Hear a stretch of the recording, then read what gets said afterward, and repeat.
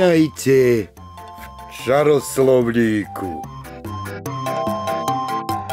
Ak by sa vás niekto opýtal, či existujú čarodejné slová, ako by znela vaša odpoveď? Samozrejme, že existujú. Kde vyhľadať také slová? I hneď sa to dozviete, začína sa čaroslovník. Oto ten najčaroslovníkovejší. Dnes sa naučíme čaroslovné slovo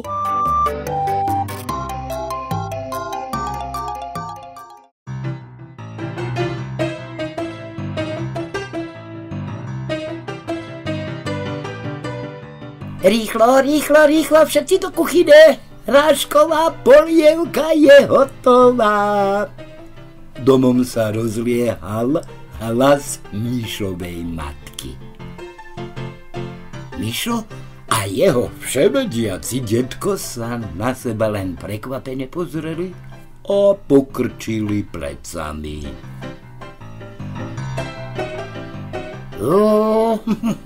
Naozaj neviem, čo nám chce povedať. Čudoval sa detko. Ani ja netuším, o čo ide, uzavrel Mišo. Viackrát som obehol zemeguľu, ale také slovo som ešte nepočul. Hrášková polievka. Vyhlásil detko. Neviem to nájsť na internete. A tamto nie je niečo na jedenie. Poznám všetky jedlá sveta, som presvedčený, že nič podobné neexistuje. Súdiaca podľa názvu, ak je to jedlo,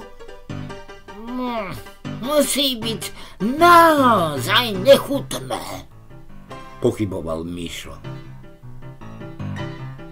Pozri, v kuchyne vychádzajú nejaké podozrivé výpary. Znepokojil sa detko. Čo ak sa máme niečo stalo, možno volá o pomoc? Vystrašil sa Mišo. Máš pravdu? Ako Pikuričová, pomoc! Pomoc! Hrášková polievka, pomoc! Možno by sme sa mali tam ísť pozrieť. Ty choď prvý, ty mladší, no, prikázal detko. Ja? Veď ty si skúsený bojovník, tvrdíš, že si bol i rytierom okrúhleho stola. Keby to bolo. V tom do obývačky vbehla Mišova matka. Nepočujete ma, keď volám? Čo sa stalo? Na stole je hrášková polievka, kto zje plný tanier dostane aj čurčoriedkové palacinky a jablkovú roládu. Mišo a detko sa na seba znova pozreli a okamžite začali uháňať do kuchyne. Ani som nevedela, že túto polievku majú tak radi. Spokojne sa usmiala matka. polievka.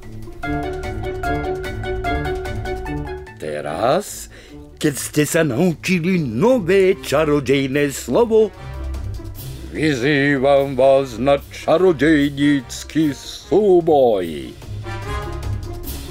Vedeli by ste odpovedať na nasledujúce čaroslovné otázky. Ako sa pripravuje hrášková polievka? Prečo je hrách zdravý? Kto bol Janko Hraško? Odpovede zašlite na čarodejný e-mail čaroslovník@gmail.com.